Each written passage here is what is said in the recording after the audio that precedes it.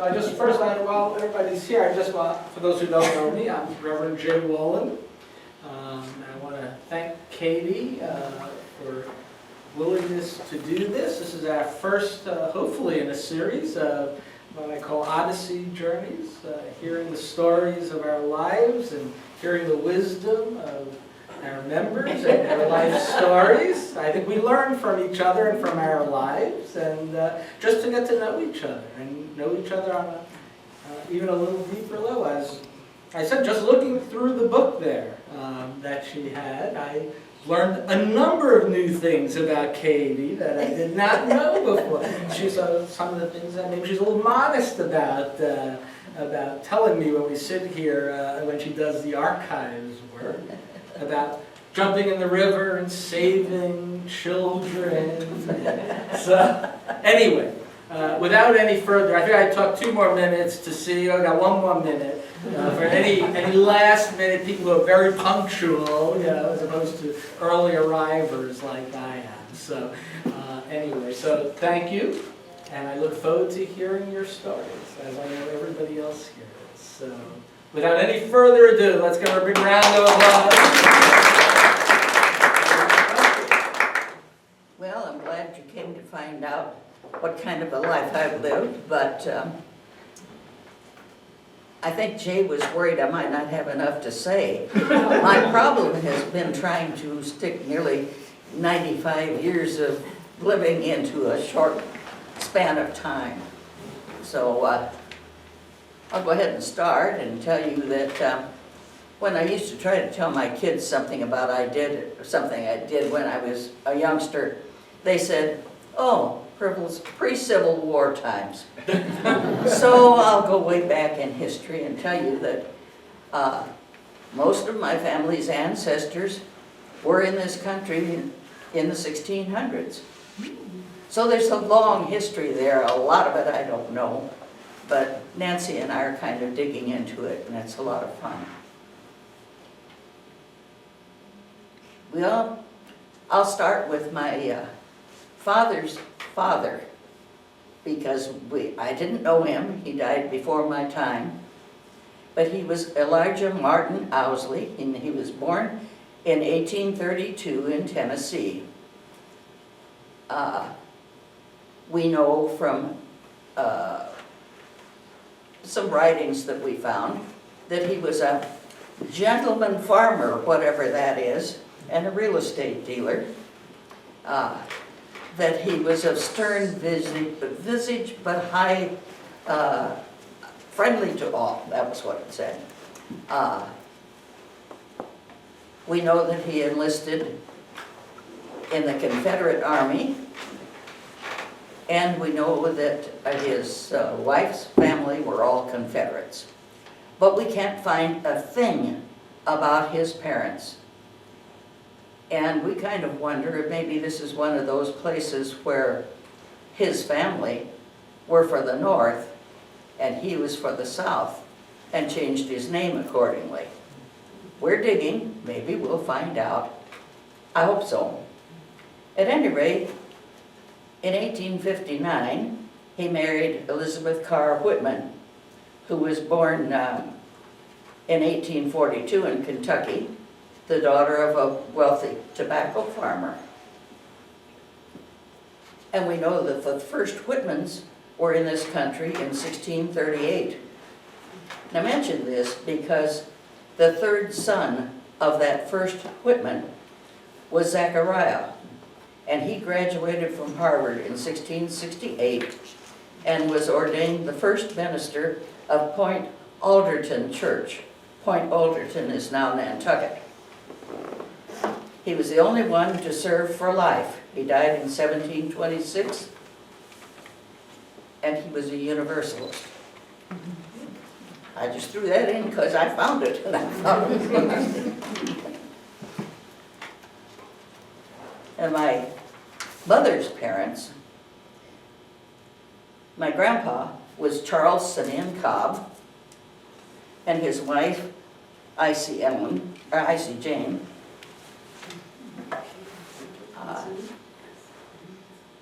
Grandpa was a big part of my life when I was a kid. And he graduated from Harvard, and then he got a law degree from the University of Michigan at Ann Arbor, and he practiced law in Ann Arbor. And in 1910, they moved to Denison, Texas, where he was president of the First National Bank of Denison, and he had his finger in a bunch of other businesses in Denison. One of them was the OK Cattle Company of shootout fame. And I have stock certificates for the OK Cattle Company. Well, Grandpa married I.C. Jane Van Vleck. You got Ellen down. He married I.C. Jane Van Vleck, who was born in 1853 in Schuyler, New York. And she had taught high school before her marriage. My grandpa wrote a lot of letters when he was in Denison, Texas, to influential people all over the country, because he had relatives that were lawyers and in state legislature and Congress and various and sundry other places. I found that a couple of them were Universalist ministers somewhere along the line, but I haven't followed them up yet. Anyway, Grandpa wrote these letters because he thought that the state of Oklahoma, or at least the Oklahoma Strip, should be reserved for Native American residents only.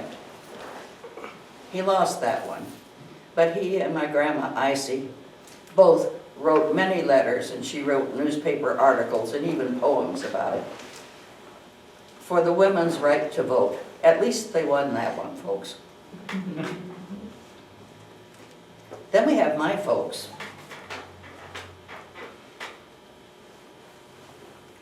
My father was James Whitman Owsley, MD. He was the third child of Elijah and Elizabeth. He had a brother, Robert, born in 1865, and a sister, Allie, born in 1871, and he was born in 1873. Someday I'll tell you a fascinating story about his sister, Allie, that was murdered, but if I'd been on the jury, it really would have been, we might have been still out. Anyway, my father was born in Fayetteville, Tennessee, and he went to the Winchester Normal and Virginia Polytechnic, and he did 4 years in 3 at the University of Virginia at Charlottesville. He graduated from Bellevue Hospital Medical College in New York in 1898. He was married in Denison, Texas in 1905, where he had started his practice. He and my mother went to Germany and Austria in 1909 because he found out that they were doing some interesting stomach surgery and other messy things. At any rate, because of that, he became one of the first 4 gastroenterologists in the United States, which I think is kind of interesting. He was head of surgery at Kansas City St. Luke's Hospital. And in 1911, he read in a medical journal that Liverpool, England, was losing fewer operating room patients. He had to go find out why. Why? Well, folks, 1911, they were beginning to sterilize instruments. They hadn't even found rubber gloves yet. Anyway, he went back to Kansas City, to St. Luke's, and he was also part owner of Punton Sanitarium for stomach ailments. But he died in 1925, just before I was 5 years old. Now, our saga with Unitarianism started in Kansas City.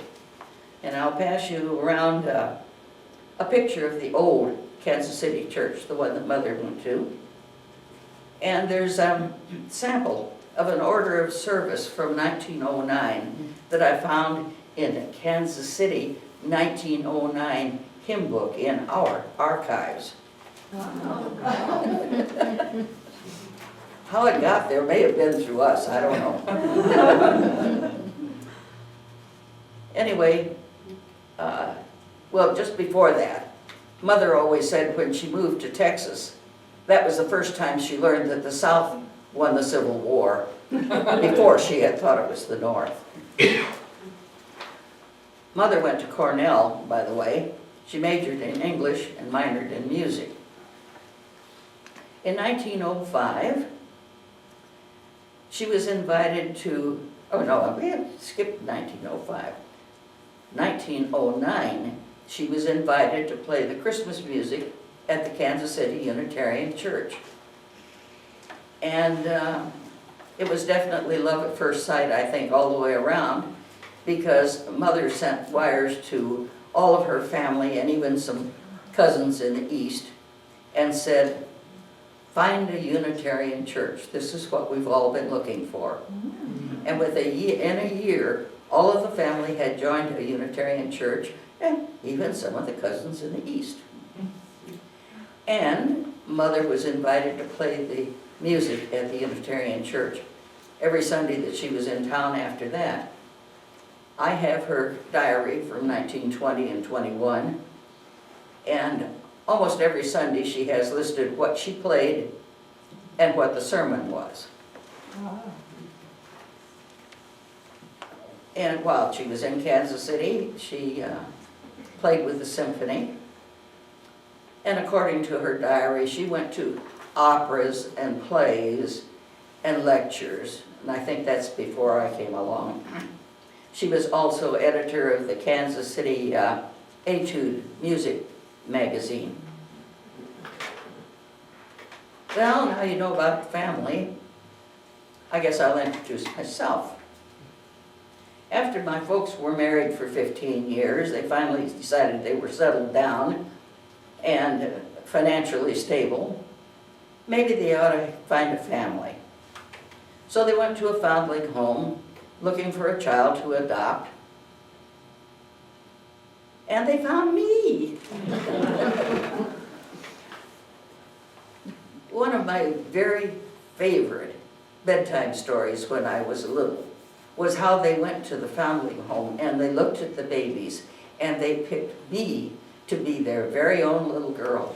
And that was a very special story. Well, I think Daddy, with his medical eye, thought he was picking a pretty healthy kid. But even so, they delivered me to their home on Saturday afternoon. But he had Dr. Cohen, the baby specialist, in to check me over on Sunday.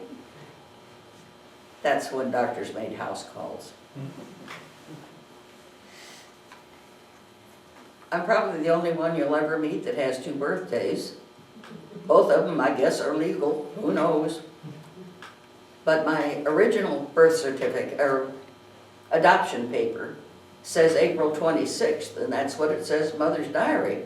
And that's what I always celebrated. However, my final adoption paper says April 29th. And when I wanted a war job during the war and I had to have a birth certificate, I sent to Kansas City and the birth certificate is dated April 29th. And believe me, ever since I was 25 years old, I have been fighting with the state of Missouri to get the darn thing changed. But until fairly recent years, Missouri was one of 3 states in the United States that had this little law on their books that said any adopted child's birth date may be moved a week in either direction so that the birth mother can't trace the child. So who knows when my birthday is? They keep telling me they can't find the records. Anyway, they also said in the Kansas City law that any Protestant child must be baptized within the first 2 years of adoption. So I got baptized. by a chaplain, Dr. Gray. It was a very dear friend of my father's when they were both stationed at Fort Riley, Kansas during World War I. And Chaplain Gray became the minister of one of the congregational churches in Kansas City and was the very first one to reach out offering shelter when the Kansas City, the old Kansas City Unitarian church burned. Kind of small world. Well, I had godparents because I was baptized. And of course, they had to either come from the medical world or the musical world. So my godfather was Dr. George Barbee, and his wife was Callie Barbee, and Callie was the contralto with the Kansas City Opera Company. Now all of you know I can't sing worth. So, George and Callie Barbee were my parents' very best friends. I was to call them Uncle George and Aunt Callie, but I never, ever heard my parents call them by their first names. They sent me beautiful gifts. I don't remember some of them. I had a little gold ring with a diamond in it that for years I wore on my little finger till I lost it. I had a gold bracelet. And Aunt Callie gave me a real pearl for my birthday each year that she lived. I have 6. Some of my early memories from those days in Kansas City, before I was 5, are just little pictures here and there. One of them was being held by my father while he lit candles, real candles in little clips on the Christmas tree in the corner of the living room. I remember sitting on his lap while he held an earphone to my ear and jiggled a little wire against a crystal on the top of the little redwood box that was our crystal radio set. Big time, something new, folks. I heard Santa Claus tell me to be tell us to be good little boys and girls before Christmas time. I also remember riding on my father's shoulder into the living room to sit in his big chair and be cuddled up while he read me the Beatrice Potter bedtime story from the newspaper. One of the big things that I remember was being able to go to the door with the maid when ladies came to call on my mother in the afternoon if she was not home. I was to curtsy politely to the ladies, to call them by name if I knew them, Miss or Mrs. of course. You never called anyone by their first names. And then I took their calling cards and put them in the little silver tray on the table in the foyer. My, I couldn't curtsy now if I had to. The things I remember about that big house in Kansas City was that all around the blocks in that neighborhood, now that's near where the Kansas City Church now stands, and the area seems to me to be quite run down now, but it was very ritzy in my day. There were low stone walls around each block, and they were covered with ivy and pink roses. And in that house, I had the master bedroom. It had a fireplace above the one in the dining room, and it stretched out over both the dining room and kitchen, and there were French doors that opened off the end onto a sleeping porch where we spent the summer. My father was one for fresh air. But because of fresh air, he didn't lose one of his 200 stomach patients during the flu epidemic in World War II at Fort Riley, Kansas, where it was supposed to have started, I'm told.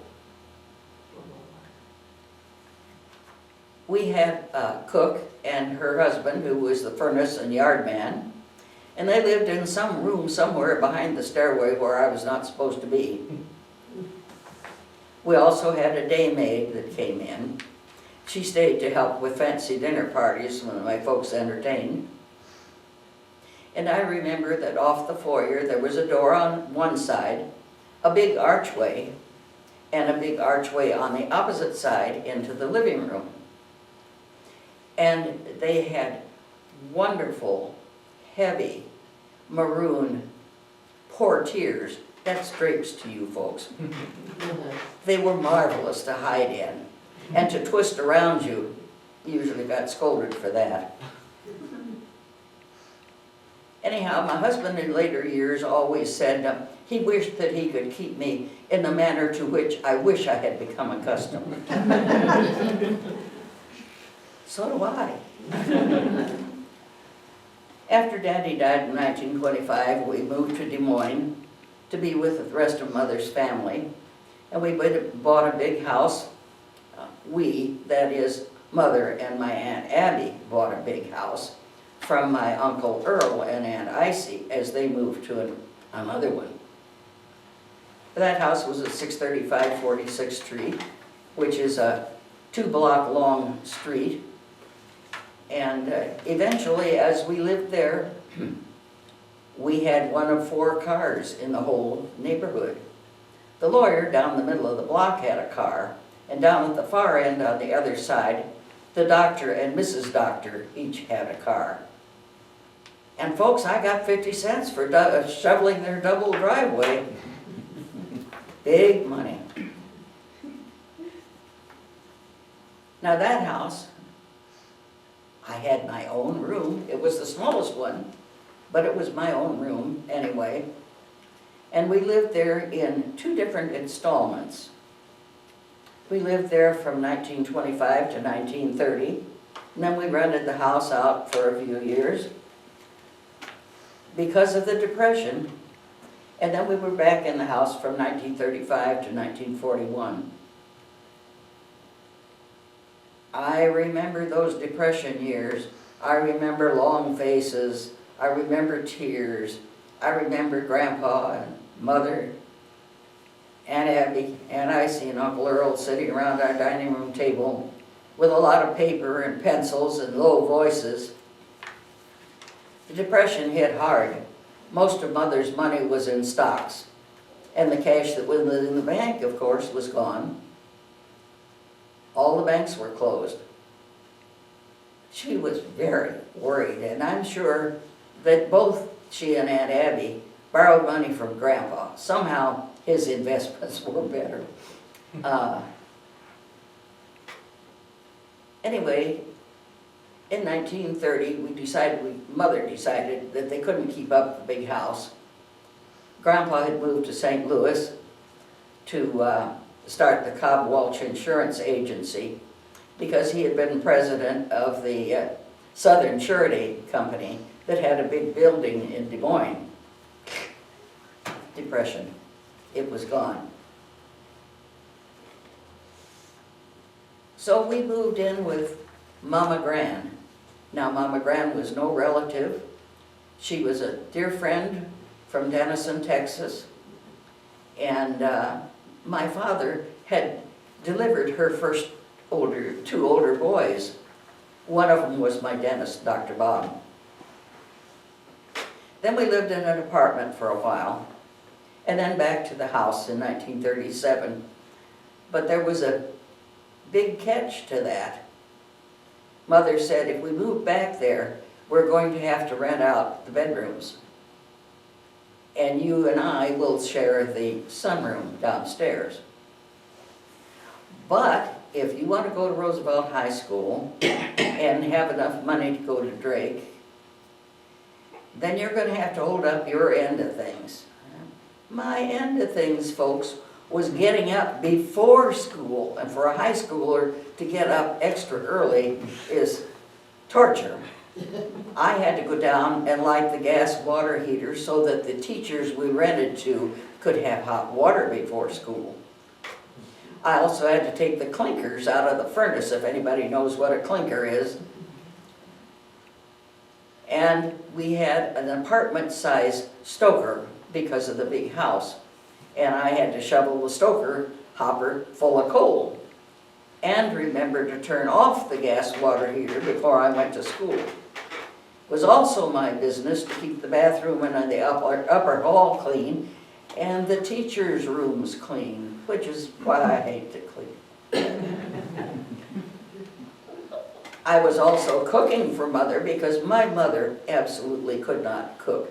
If it was fancy to be served at a fancy dinner or luncheon, she could fix it, and it was perfect and it was beautiful if it was either a salad or a dessert. But ask her to cook the carrots, you scorch the pan. If she put on a tea kettle for a cup of tea, she burned the bottom out. I had a garbage man ask me one time what we were doing with the garbage cans, and I smiled sweetly and said, "Oh, we just buy cheap ones." Anyway, those were interesting years. Mother was originally teaching at a bunch of little schools in little towns around Des Moines that were under the Des Moines school system. She taught instrumental music and directed the school orchestras. She gave private lessons at home. And believe me, a beginning violin student is torture. Even my dog howled and I had to keep putting her out. She gave those private lessons in exchange for getting our laundry done, for getting our clothes made, for getting our shoes half soled, for getting garden produce and canned goods, home canned goods, for the table. Not much money was changing hands. She was editor of the Iowa Music Notes magazine for many, many years. And then she got the job at Drake, and things helped a great deal. She was in the preparatory department at Drake, teaching for 13 years, and she had her own studio, and she could give those darn violin lessons there. Well, I have to tell you a little bit about my schools. I had 2 teachers that I classified today as lousy. I had 3 that I thought were exceptional. The rest were just teachers. But in my school years, I broke a collarbone. I had whooping cough, measles, mumps, chickenpox, scarlet fever, and for the diseases, you had a mandatory 2-week quarantine, so I missed an awful lot of school. One of those marvelous teachers dared whatever I had and brought me homework to do and picked it up and returned it to school the next day. She was a blessing. Well, I started school in Des Moines at a private school. Then I was picked up in a limousine with a liveried chauffeur who walked me to the car and back. And we learned to tie our shoes, be kind to each other, help each other. And we did learn our alphabet and to count to 100. Then we went to Chicago for a year, where Mother was taking some music courses so she could get a teaching certificate. And that was the other lousy teacher. They had learned to read in kindergarten in Chicago. When it was reading time, we pulled our chairs into a circle and each person read a sentence. When it came to me, I looked at the picture and told them what the picture was about. Wrong. The second day I did that, I was told to take my chair, sit it in the corner during reading class. Well, I don't know how long that lasted before I somehow or other told Mother. And I would love to have heard what she said to the school principal. Because my mother never ever raised her voice. She was always extremely polite. But if she told you, you know you had been told. There was no question. She came into my classroom to visit, and I was sitting in the corner, and she sat down quietly in a chair. And she got up and left before the class was over. So the teacher didn't know who she was, but she observed for herself what was going on. Well, we went back to Des Moines, and of course I got to do first grade over again, which was a lovely start to my life, I thought. But I managed. I got through school all right. I went to 2 different grade schools, and to Roosevelt High School, well, Washington Irving Junior High, Roosevelt High School, and to Drake. I'll tell you a little bit about the Des Moines Church. I don't have a picture. We sent for one, but something hit a snag, I guess. Anyhow, I didn't get one. I thought there was one in archives, but I haven't been able to find it. The minister there, when I went, was Henry Adlard. Now, Henry Adlard was the one who wrote the hymn Valor that we sing now and then.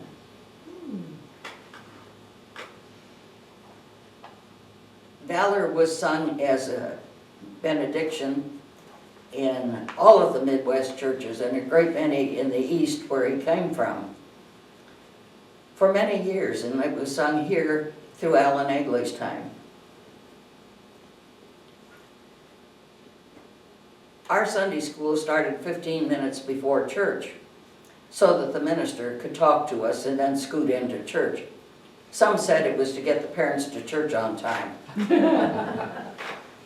We started every single Sunday with the hymn, "I Would Be True." And for many years I thought, that's a model maybe I should try to live up to. My Aunt Abby taught a class that had the minister's 2 daughters, Olive and Monica Adlard, in it. And just as Waitstill Sharp was coming here as our minister, he married Monica Adlard. See what a small world we really are in? Anyway, I belonged to the youth group, and as teenagers in Sunday school, the Des Moines Church said that we should learn about our church. We were to study the various committees and the board and pick one to be on, and to meet with them and work with them, and we got half a vote. Well, at least I learned what it took to make the church go. And these were hard times. These were the 30s. Nobody had any money, especially the church. But I did learn, because at 16 I was teaching a first grade Sunday school class. Now, as a youth group, we belonged to the YPRU. That was the Young People's Religious Union of the Unitarian Federation. And it was made up of young people from 14 to 24. It's supposed to be divided into 2 groups, the high school and the college age, but most of our Midwestern churches, we kind of all hung together. Very educational. Now, I must say that we were a very close-knit group. We did lots of things together. Anybody that didn't have a date was welcome to join the bunch wherever they were going, ice skating, roller skating, to a movie, swimming, whatever it was. And you took the streetcar to get there, because no teen had a car. You were lucky if your family had a car. And gals, if you had a date, you had a couple of choices. Either the guy came to pick you up with his father driving the car, or he was driving the car and his father was in the back seat, and you got dropped off wherever it was you were going and picked up again. The other choice was your date walked from the streetcar line to your house, and then you walked to the streetcar line and you went downtown to the movie or wherever you were going and went back by the same route. Unless you missed the owl car at midnight, in which case you walked all the way home. Did it once. Our youth group had a summer conference. Now this was I think the brainchild probably of Dr. Charles Snyder, who was minister here. And I think when he started it, he was minister in Sioux City, where he was for a long time. Anyhow, all the young people in Iowa and Nebraska called him Daddy Snyder. He was always at conference, always one of the speakers, told wonderful ghost stories. And he was a special friend. Although I'm told that if you were wandering in the woods after taps, no matter which direction you wandered, or how many couples wandered which direction, you were going to run into Dr. Snyder, who would give you a lecture on astronomy or something. I don't know how he was in 3 places at once, but I would swear that he was. Our conference that summer week that we had was made up of good friends, good food, good ghost stories, and interesting lectures given by various ministers, most of them from the Midwest, including our own Everett Traylor's father, who was Unitarian minister of the Keokuk Church, in case you didn't know that. Most of our ministers at that time were humanist. And most of our lectures were humanism based, I would say. But the churches, the adult church, was in transition. And Des Moines had a series of 3 humanist ministers when I was a teenager. The first was Mr. Dutton. Incidentally, they were not reverend. You didn't dare call them reverend. They were Mr. It was Mr. Dutton, and we as teenagers discovered that he wrote murder mysteries on the side. And there was Mr. Backus. And Mr. Backus had a habit of speaking in debate form 2 Sundays. One Sunday pro, one Sunday con, usually concerning the ethics of politics in state, local, national, even world. And then Karl Bach came, and at that time Hitler was coming into power, and so a lot of his talks were national, international based information. The most important thing about YPRU summer conferences was that's where I met Bob McCluskey from the Davenport Church. Believe me, that was important. We got engaged at conference. We kidded about going back to conference to get married. Of course, that didn't happen. There was a war came along. Pass around a picture of Dr. Snyder, and on the back is a picture of him at conference, and a picture of one of our old Sunday school rooms at the old church. I have to tell you a little bit about, incidentally, that was a quick 7-year romance, wasn't it? Incidentally, I have to tell you a little bit about my father-in-law, Bob's father.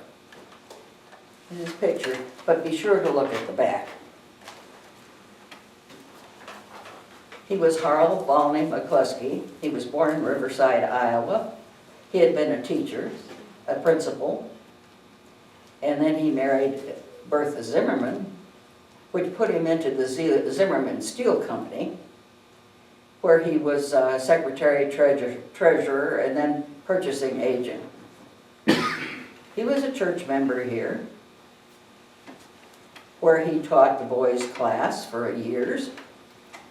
He was one of the starters and speakers and everything else for the Layman's League, which was a discussion group that attracted people, men, from all over town. The Layman's League turned into the Adult Discussion Group, which turned into our present-day forum. He was a board secretary at one time, and one of his copies of minutes is on that picture. You don't get that. This is a picture of the old church, and this is the Congregational church, so you could see how close we always were and did a lot of things together. That's why we're still such good friends with them. Our Sunday school classes were held in this lovely room here, where we had portable screens we pulled around people's discarded dining room sets to divide our classrooms. You better make it interesting for the class you're teaching, or they'll be listening to what's going on the other side of the screen. We had several reasons for leaving the old church. One of them was the method to get to the church proper. And old folks like me would have been carried up those steps by the men. Also, we have a little thing in archives where somebody had a piece of the ceiling fall in their lap during church service. Well, after a lot of years of depression and World War II and lack of upkeep for the building, it was going to take too darn much money to keep that building up. We decided it was cheaper to build another one. Anyway, at that old building was where my husband went to Sunday school. He is this little guy, the second one in the back row.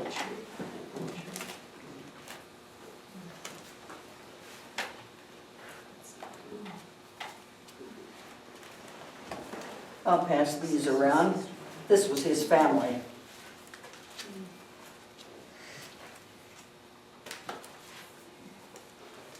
And the year that we got engaged at conference was the year that Bob enlisted in the Navy to avoid being drafted into the Army, because he said he'd had enough of khaki with his ROTC training, and besides that might make him a non-commissioned officer, and he was darned if he was going to tell somebody to do something that he wasn't willing to do himself. So this is when he enlisted.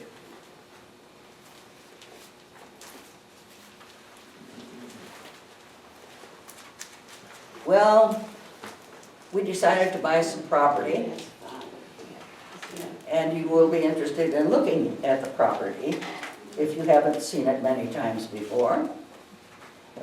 In this picture, you are standing about where the driveway to Walgreens drugstore is. This is Eastern Avenue. This up here where these trees are is where the church is.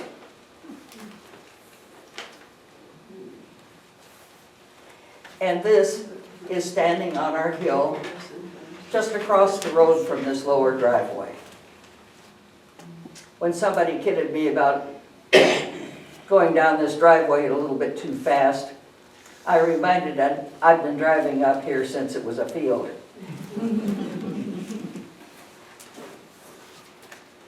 Now, you know, I said that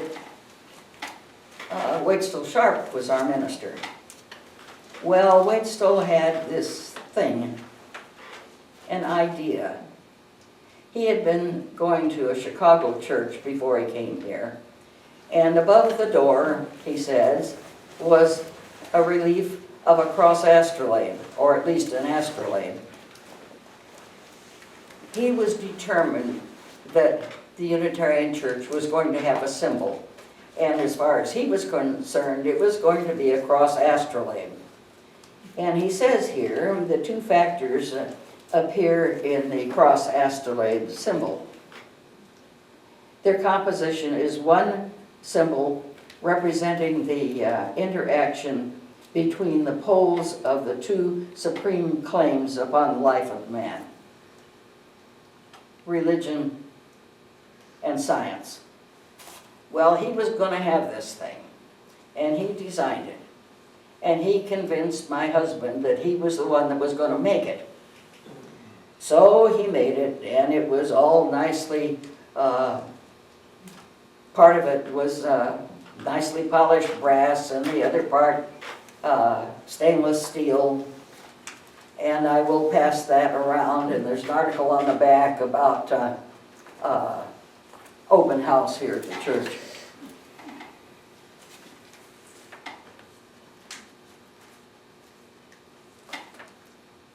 Now, of course, you know, Bob was kind of important to me, but when I started Sunday school in Des Moines, I looked kind of like this. And when I first met Bob, he looked kind of like this. And when we were going together, we looked kind of like this. And when we got married, we looked like this. Just a little. And when the old church was torn down, we cut the picture out of the paper. Molly Tiglin was there because she rescued a brick or two and some of the molding from above the doors, and a couple of people rescued various things. But we had already taken the stained glass windows, which were memorials to the French company, and parts of those windows are the stained glass we have upstairs now.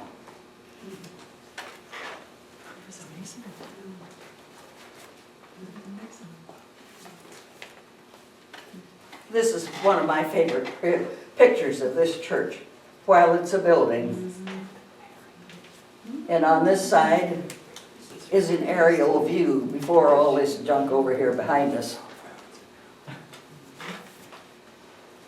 Among the committees I was on was the one for this addition to the church. It helped design that and helped decide how rooms were going to be and how they were going to be used and stuff. I remember that. Anyway, I found that among my junk is a floor plan from that. Jay had some questions he wanted to ask. I kind of ignored some of them. Just suggestions, that's Yeah, all. Prompts.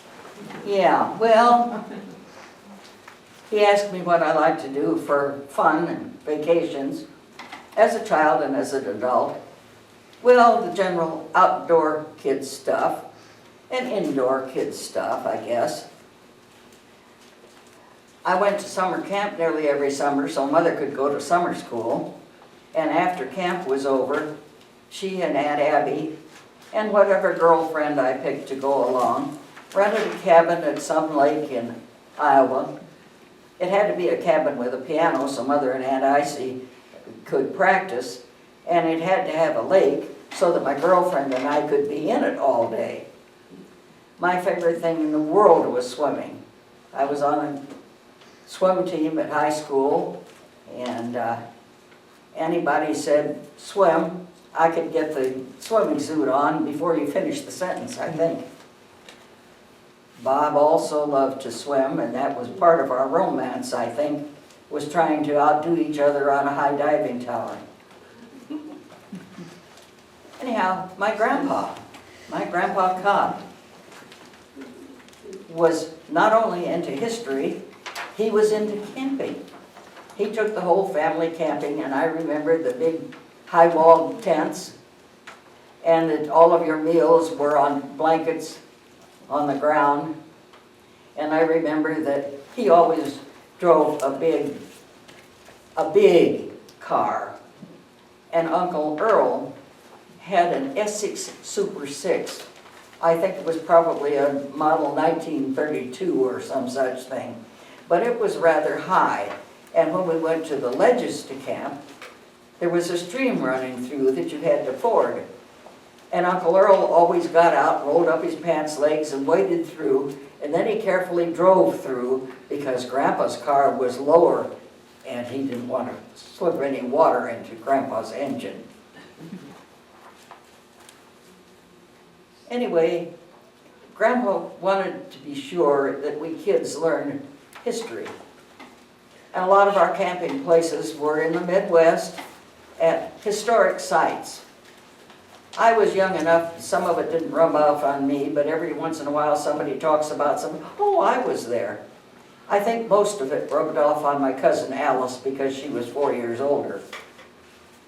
But I do remember that I watched Lindbergh's parade from Grandpa's office window in St. Louis and learned how to throw ticker tape so it curled. I remember going to the airport to see Lindbergh's plane. I remember going to Chicago with Grandpa, where I saw a parade with Queen Beatrice, Prince Nicholas, and Princess Eliana of Holland. A real princess for a little girl to see was something wonderful. Later, as a teenager, of course, I loved roller skating, ice skating, horseback riding, dancing, and above all, swimming. And after Bob and I were married, he had been a camper too. So naturally, we all went camping. Besides, it's cheaper than staying in a hotel or motel. A lot of our vacations also included boats, as my kids here will be happy to tell you. Jay also wanted to know different roles I played within the church. Well, we'll go back to the Iowa-Nebraska YPRU Federation, where I was president 1 year, resulting in being a delegate to the first Lake Geneva Summer Conference, where they decided the thing to do with these young people that came was to stick them with a cabin full of junior high kids. I had 6 girls from St. Louis who were absolutely atrocious. Anyhow, we didn't get to go to any of the adult things for the first day or so until I ran into Daddy Snyder on the campus. And he said, "Where have you been?" So I told him. And he said, "Well, we can't have that. You people are supposed to be welcome tonight after dinner." "Well, I'm supposed to be over at the dance with the kids." "Oh, no, you're not," he said. And by the time I got to the cabin, there was some woman standing there with a suitcase, says, "Go over to cabin so-and-so." I was rescued. It's wonderful to have a minister that knows you sometimes. However, not always, because the second Sunday I was here, I was drafted into teaching a boys' Sunday school class. Anyway, in those days I was also editor a couple of times of the West Wind, which was a newspaper for the Iowa-Nebraska Federation Young People. Since I've been here, I was on the committee that picked Max Gabler, that I met at that conference at Lake Geneva, and he was a new graduate of Harvard College then. And I didn't really know him very well, except as an adult, supposedly, who looked like about a 16-year-old kid with red hair and freckles. And let's see, I've been on a couple other things since. I taught Sunday school, was youth advisor, on the RE committee, chair of the RE committee a couple of years. All in all, I figured up I was involved with RE around here for 27 years.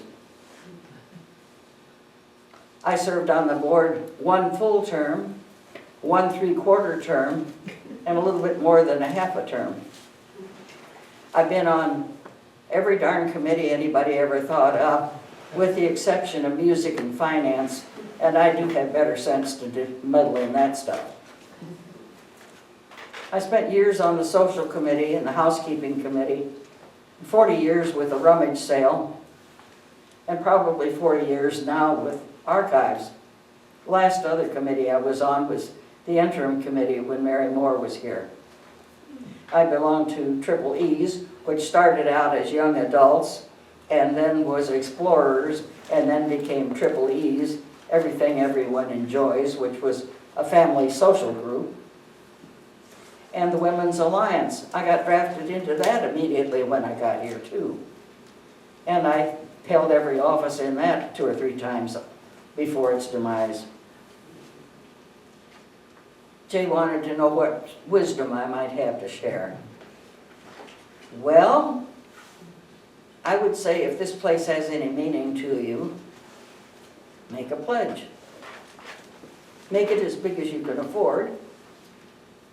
If you're asked to do something, do it. If you're not asked, volunteer. There's plenty of stuff to do, and there are plenty of us if we just do it. It's a great chance to meet people. Sometimes they'll become your very best friends. You'll feel good because you accomplished something, and more than likely you'll have fun doing it.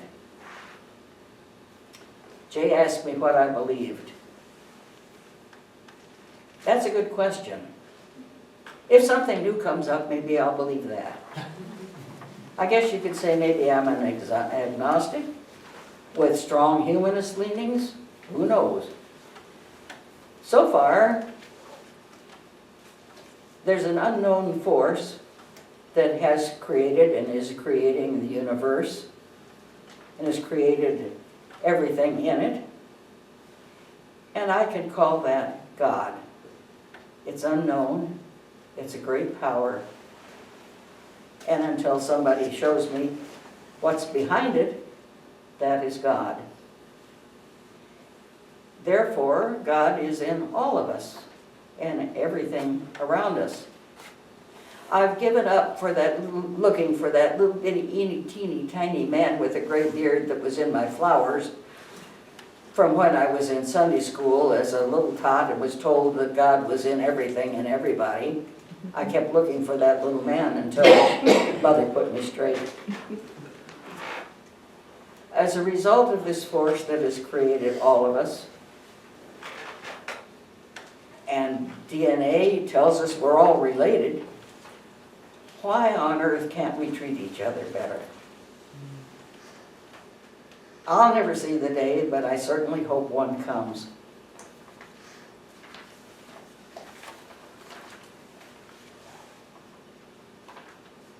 Anyway, as a part of that, I would say I have been extremely fortunate because I married a wonderful guy. I had wonderful parents. I had great in-laws. I loved my mother-in-law. If I could be half as good to my daughter's husbands as she was to me, I'd be really happy. And I have been eternally blessed with wonderful, caring, loving kids. What does the Unitarian Church mean to me? Well, where else can I be with this kind of crazy beliefs and meet other people with equally off-the-wall beliefs? Where else can I find such good friends? Where else can I feel that this is my extended family? And here's pictures of my family.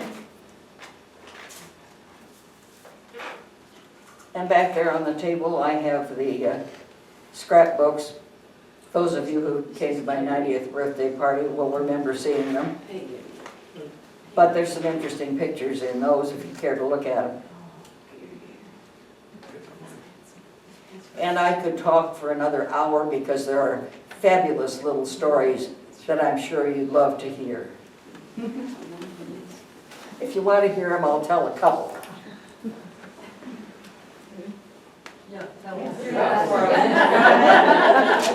Jesus like that. Well, most of you know about St. Ralph. We had this big picture of Ralph Waldo Emerson. Used to hang in the back hall upstairs at the old church. Brought it here. Somehow or other we were shuffling things and Waitsville spotted it.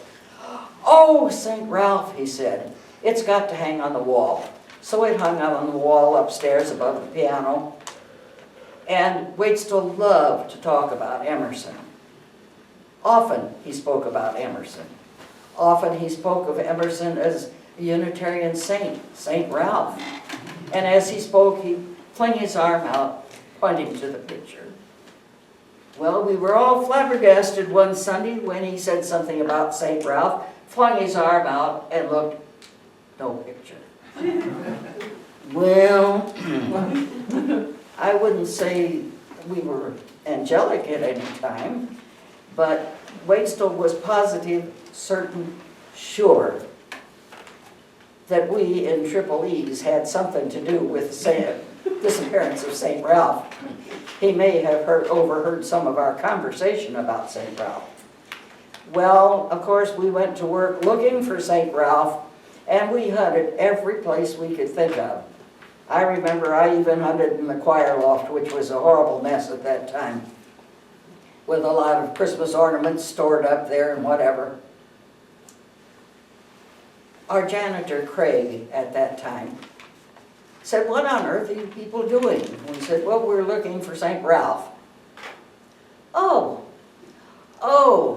the mother of the bride a week or so ago said she didn't know who that was. She was going to take it down, but she put it back.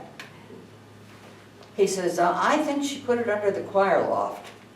Well, we'd already checked that, but not clear back around the corner, where we discovered under a shelf, there was Sir Ralph.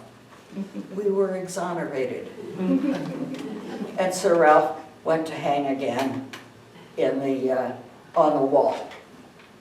When Waitstill left, we were very generous with him.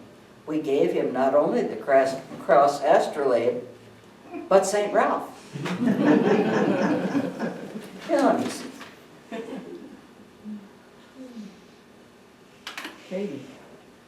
Katie, Question? Yeah.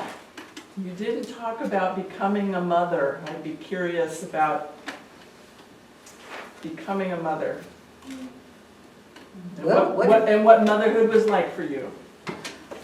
Well, it was interesting because my sister-in-law, Louise Embry, she and her husband were both very active in the church here.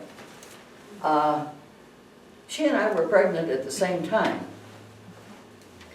And we thought we were going to have our babies at the same time. We traded maternity clothes. Well, we had a wonderful time. Anyway, Shirley came on the date I said she was coming on. And Johnny was 2 weeks late. So Bob took me to the hospital and took me home. And when it was time for Louise to go, her husband was working for the railroad and he was way off someplace.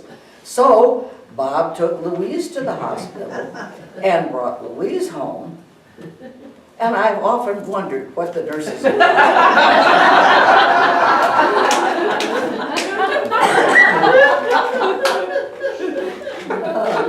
Anyway, by the time Shirley was coming along, Johnny was also coming along.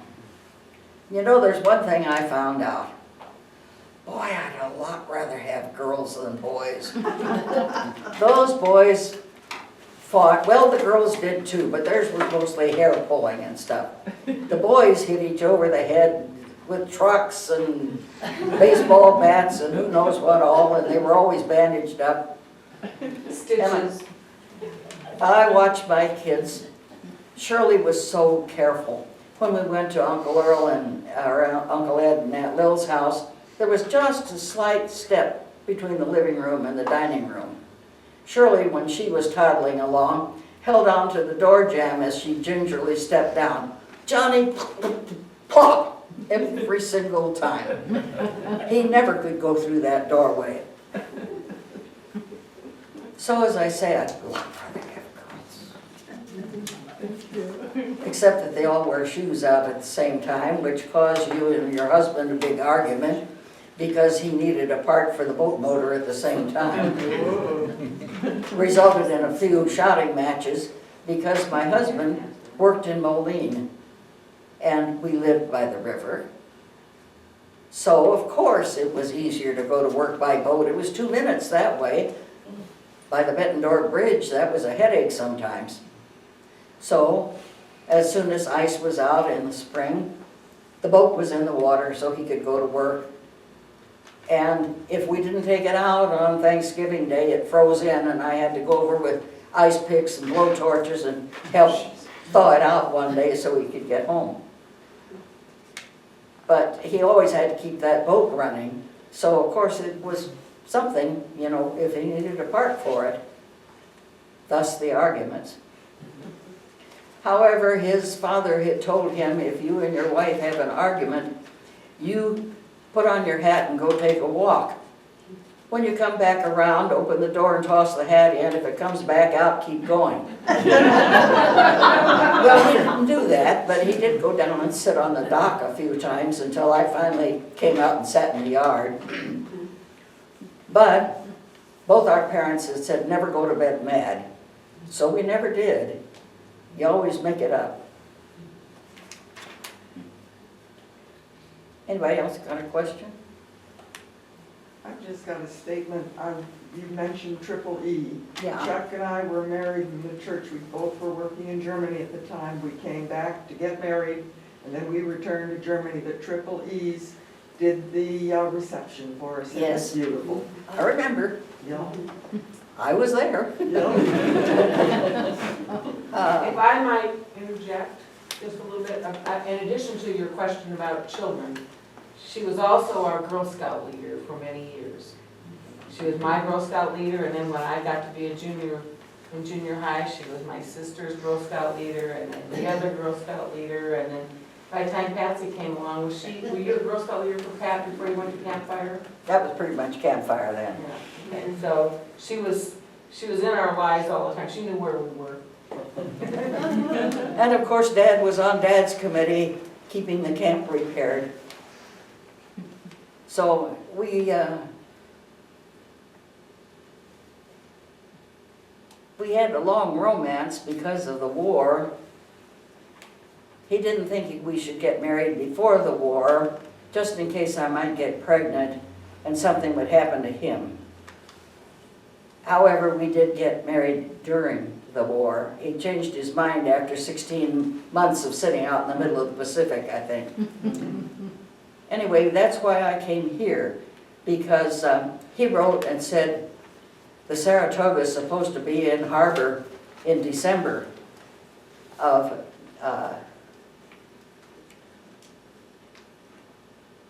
anyway, I was kind of debating. I shared an apartment with 3 other girls in Des Moines, and I was working at the Des Moines Ordnance Plant. And the tracer and igniter powder were giving me horrible headaches and sinus problems. But you had to have an awfully good excuse for getting out of a wartime job. And I did discover that our apartment lease was up at the end of August. Ah, all right. I got a lovely letter from Bob's dad inviting me to come and stay at their house until I found my own place and found a job. Well, I was here the 1st of September of '93. And even though the ship came in December, he didn't get a month's leave until January. So we were married January 16th. And I couldn't leave home, or couldn't leave town for a while at the time because I was an expediter at Minneapolis Moline Power Implement Company. And I was the one who knew where the rush parts were, and my boss didn't. And he said, "You can't go where I can't get in touch with you. Stick around town."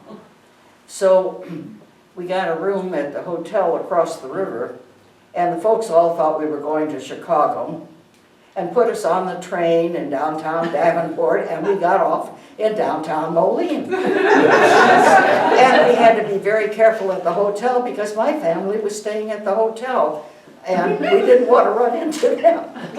It was interesting, though, the foreman that we ran into with the wrong women on the elevator sometimes on early morning. Well, let's see. I could tell you about early Unitarian sex ed because our youth group met with the minister on Sunday evening at the old Des Moines Church in downtown Des Moines. And this one night, we happened to get there before he did. Janitor let us in. So we went on back to his study, as we always did, and plumped ourselves on the floor, chit-chatting until waiting for him. And we decided, well, he must have had something that called him. Maybe we should go ahead and start our meeting, light our candle. Our theme song was this little light of mine. So one of the boys got up to pull the drapes. And he was standing there leaning on the windowsill like this. One of the other boys got up to see what was going on, and pretty soon we were all standing looking at the 4 windows across the driveway from us. Then we heard the minister talking to the janitor in the hall. Drapes were shut. We were sitting in a little circle talking sedately when he came in. We had decided not to say a word. One of the boys, of course, curiosity got the best of him. Mr. Backus, yes. Did you know there's a whorehouse next door? Yes. Isn't that against the law? Yes. Do the police know about it? Well, I've seen a police car in the driveway now and then. And other interesting questions such as, why do guys go there? Why do women do that? All sorts of other questions, and he was very carefully trying to answer us. Fortunately, he had a couple of grown kids. Anyway, that was our Unitarian sex education in the old days. Much different than today's OWL program.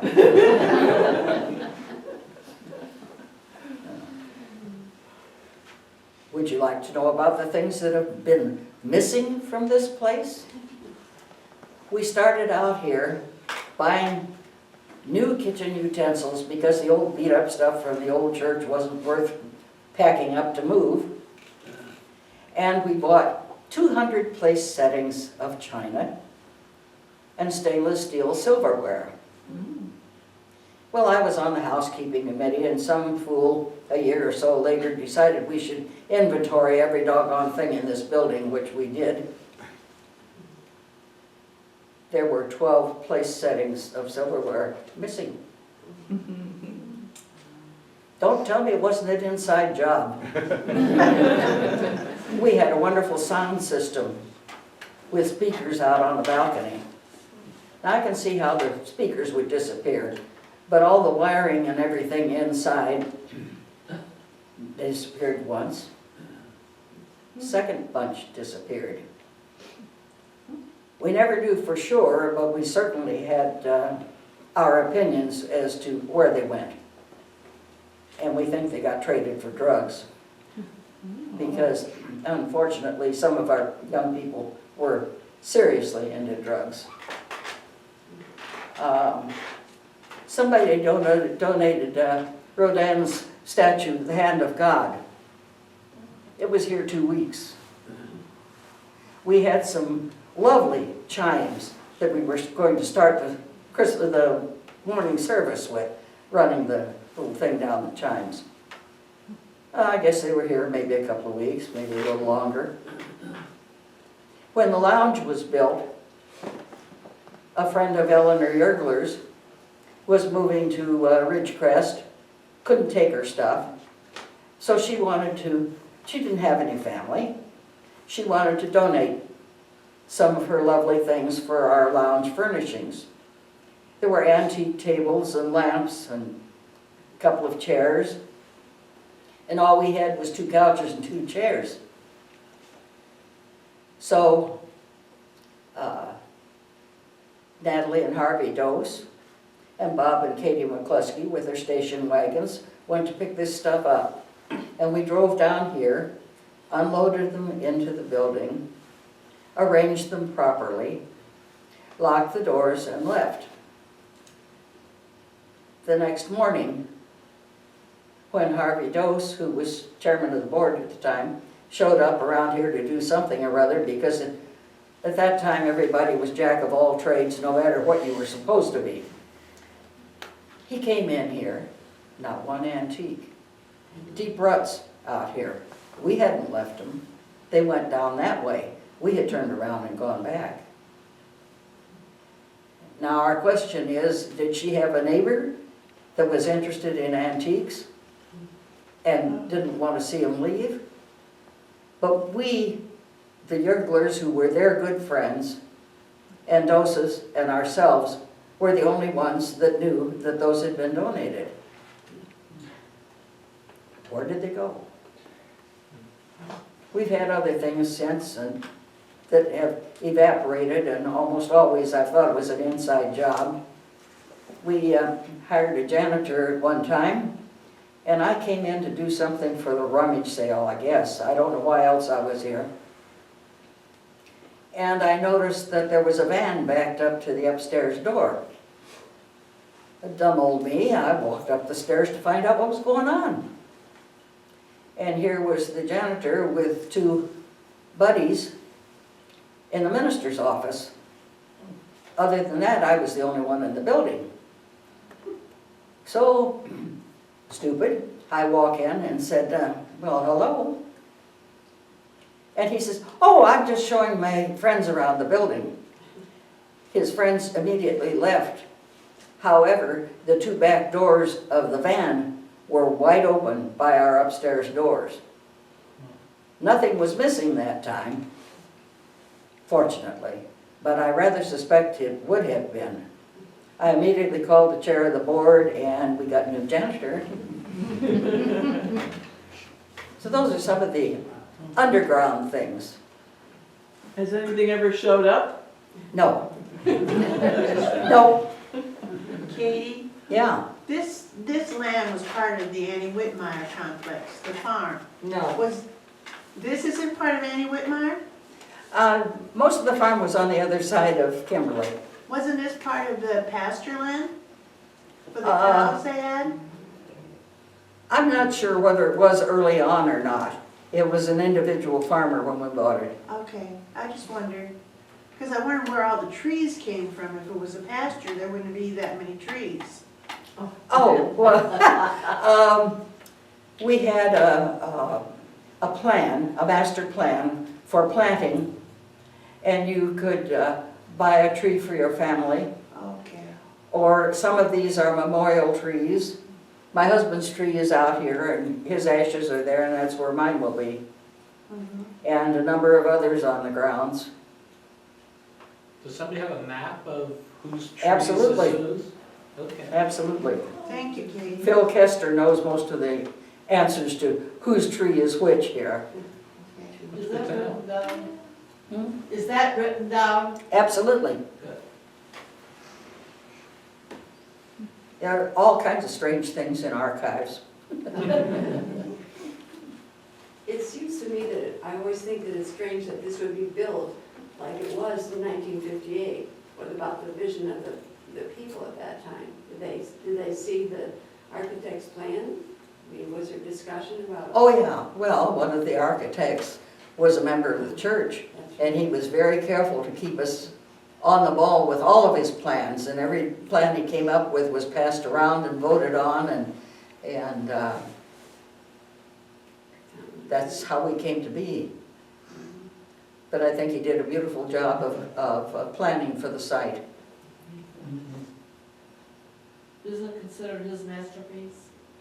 Isn't this church considered his masterpiece? I think so. I think so. And our addition, of course, was built by his firm.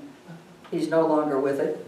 He's no longer living, but his firm designed and oversaw the building of the addition.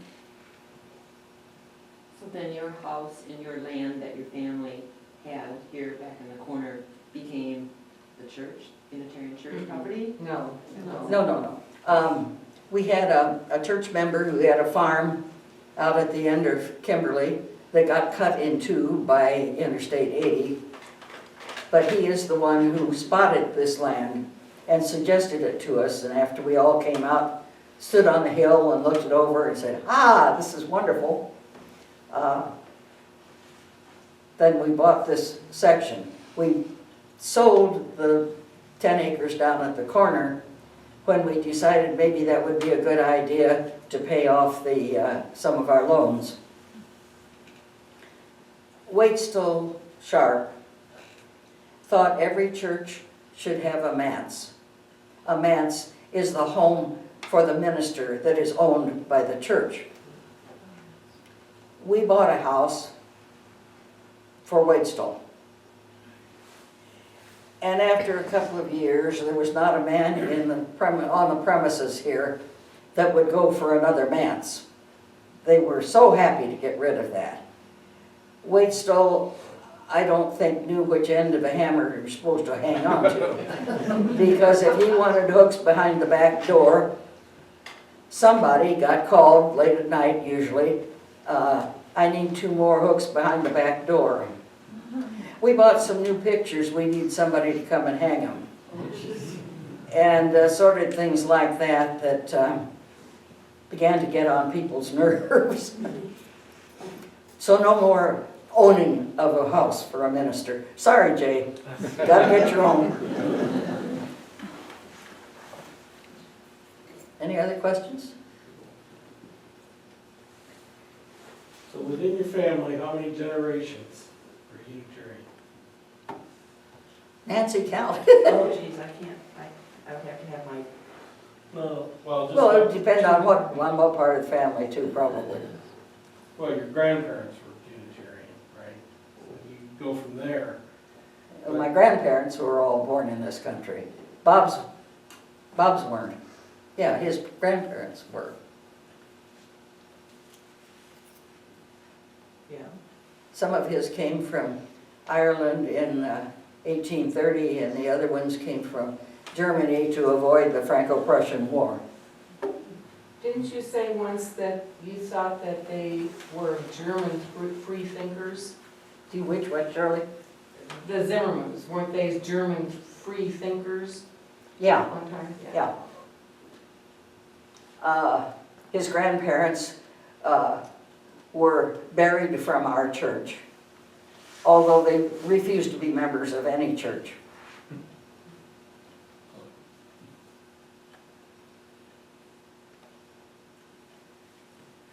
I have to go to the bathroom, and we have not dined yet, so we were going to leave.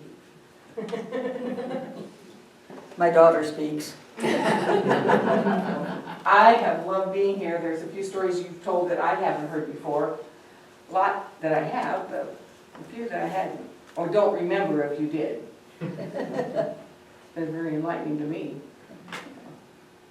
Ready? Yeah. We're going to leave. Excuse us. Oh, by the way, you are a good mother-in-law. Thank you, Danny.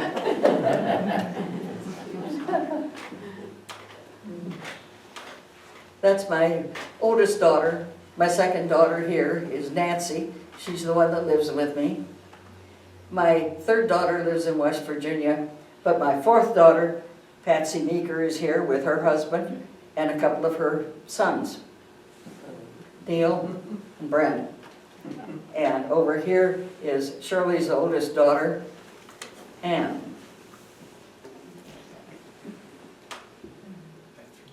How did you get all into the jewelry? I don't know. I'm supposed to be a teacher of arts and crafts for high school age. Oh, okay. I never got around to doing that. One session of practice teaching in an overfull room with sharp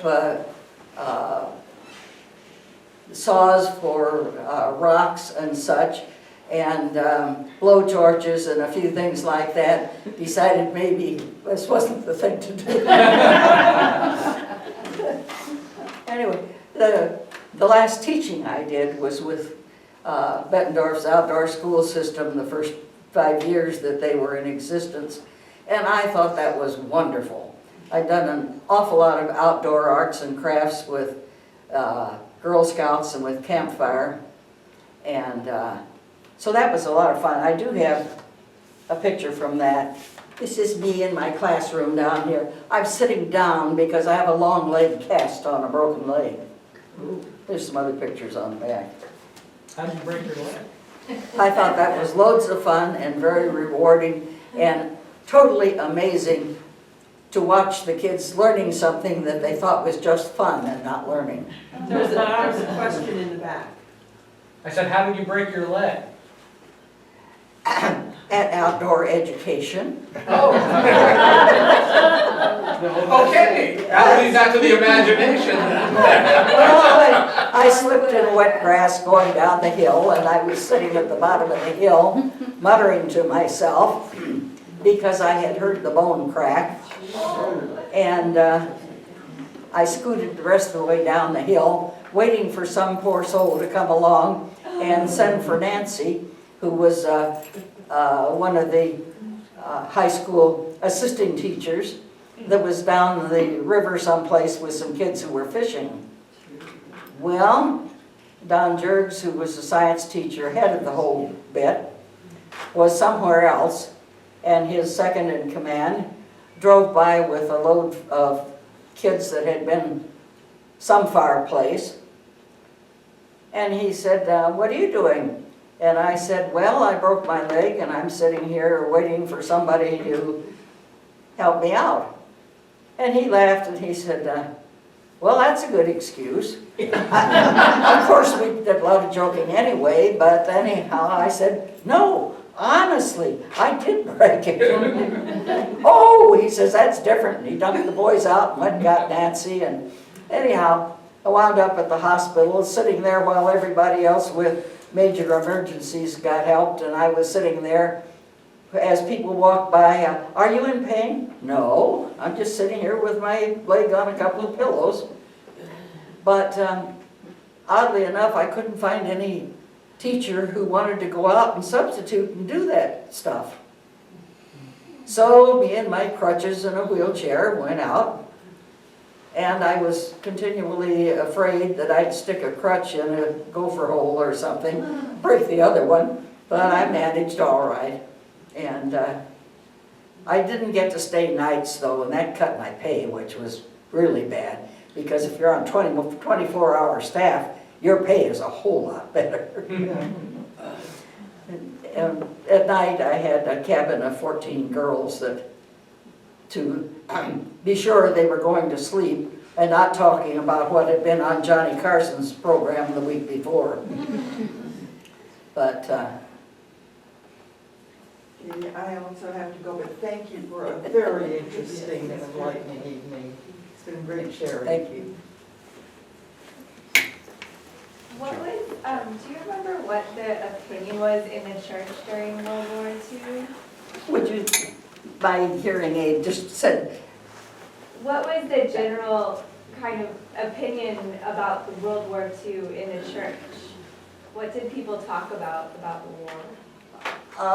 well, you know, we didn't hear too much about atrocities. We didn't hear too much about the Jewish prisoners until later. I don't know, well, communication was not, you didn't have reporters around every corner like you have today. And furthermore, Roosevelt said, loose lips sink ships. So nobody was saying anything or telling anybody anything. And so unless somebody found out something and it came out in the paper, you really didn't know too much. Pathé News had things once in a while, very few pictures. But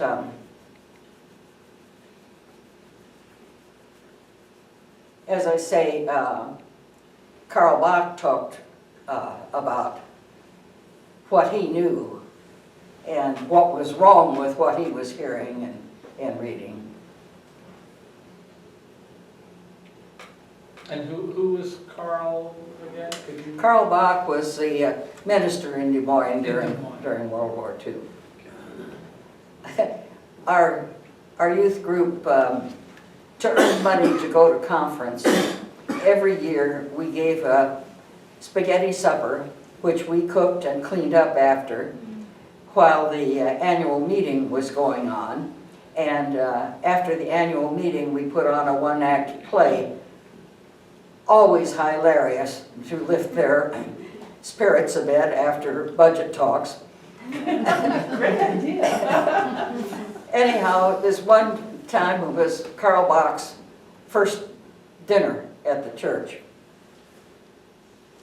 And as we were clearing tables and chairs were being shoved back, he got out a cigarette and lit it.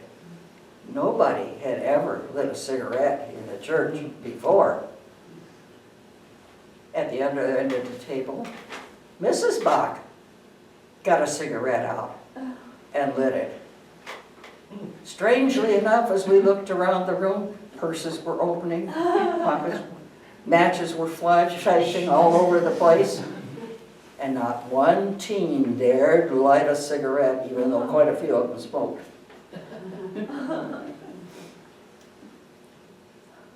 Another one of those little inside stories. Well, I thank you all for coming, and Thank you. Thank you. We have some apple cider and cookies and a little cake if you want to grab a snack before you go, and we can talk informally as well. if you saw my scrapbooks at my 90th birthday, you don't need to look at them again probably, but they're over there.